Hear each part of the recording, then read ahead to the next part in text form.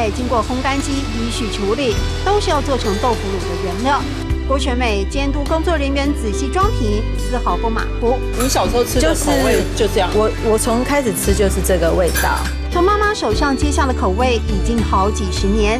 回想早年客家人勤俭刻苦，一顿饭往往就用豆腐乳佐餐，连剩下的酱汁都舍不得丢。很多人一般就是说，哎，我这个豆腐吃完了酱它就丢掉，太可惜了。这样的汁也可以蒸鱼啊，可以蘸菜用啊，也可以做酱菜用。加进独门秘方酱汁，一罐罐豆腐乳有了不一样的味道。郭江玉英阿嬷说起早年卖豆腐乳的场景，还记忆犹新。